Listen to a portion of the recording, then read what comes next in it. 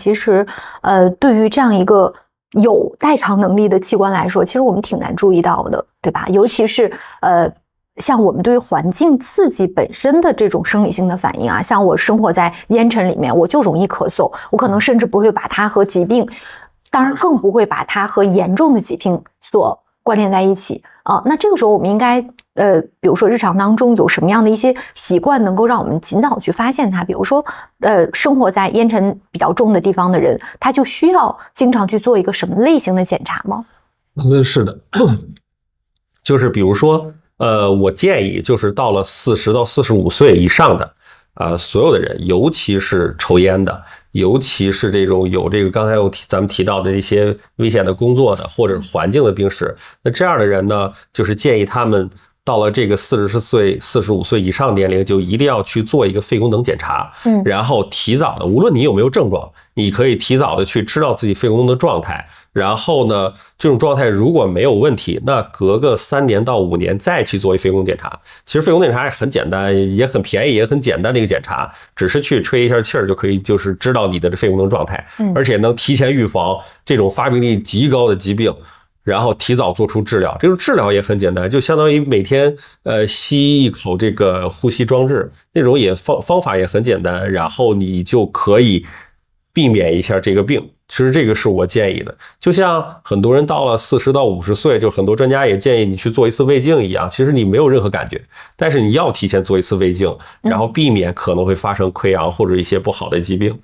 这个肺功能其实也是能达到这个作用。明白了。其实，相对来说，这个疾病我们认为它非常的严重，但是它的这个预判和它的治疗，如果在早期发现的话，其实相对来说既成本低廉，同时呢，需要大家这个承受的痛苦也是比较弱的那我觉得这里面比较重要的一个因素，其实就是一个认知的因素啊，就是我们对于这项疾病并不是那么的了解，我们也不能够把这个慢阻肺这个非常严重的疾病和我们日常生活当中的环境个体的差异性，还有我们身体上的一些变化和症状把它关联起来，这件事我们可能难以做到那说到认知呢，其实您刚刚也反复提到一个词儿叫做吸烟其实我们的这个烟民很多都会想说，我已经抽了几十年的烟了现在戒是不是已经没有用了，晚了尤其我们对于这个烟盒上那个警示这个肺变黑了，这个触目惊心是不是这种想法是非常非常普遍的？对，不是的，这样的就是戒烟永远不会晚，就是人体的恢复功能远比你想象的可能要强大得多，就是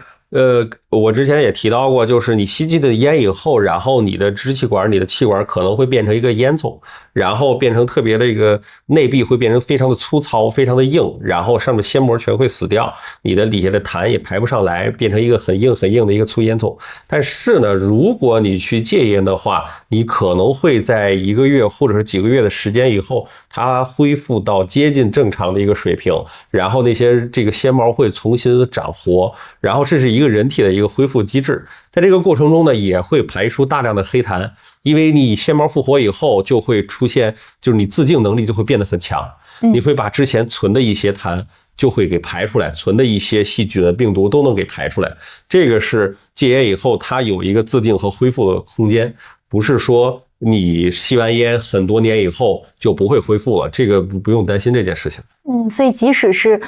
吸烟很多年的老烟民他也应该及时去戒烟。是的，它还有一个原因，为什么让你去戒烟呢？就是你不会再持续的恶化。如果你持续的再去抽烟的话，就刚才我提到的，咱们可能会吸入一些药物治疗嘛。你用多贵的药，多贵的这个呼吸机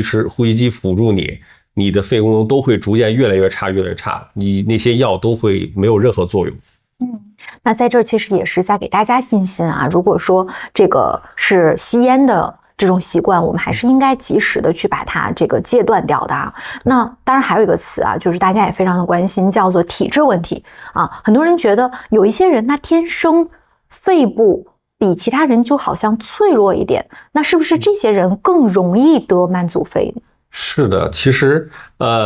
就是这个问题，它是比较目前的一个遗传性的一个背景下的一个比较复杂的问题。你比如说有些人可能会缺少一些胰蛋白酶，或者是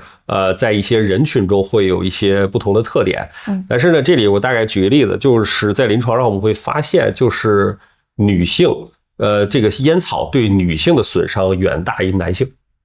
这个男性的恢复程度，可能刚才我提到，他戒烟以后，可能也几个月到半年的时间，他可能会恢复。但是对于女性的损伤，很可能是永久的，就是女性跟男性的基因上差别，然后就是以及我们之前遇到的他的生活环境的差别，就是女性更容易被吸烟所损伤，无论是一手烟还是二手烟。所以说，建议广大女性就是千万不要去抽烟，或者是有的话就是尽量戒烟，包括电子烟。所以其实这是一个内因和外因共同作用的一个结果啊，不光是您的生活习惯，同时也包括了基因里面带过来的一些属性啊。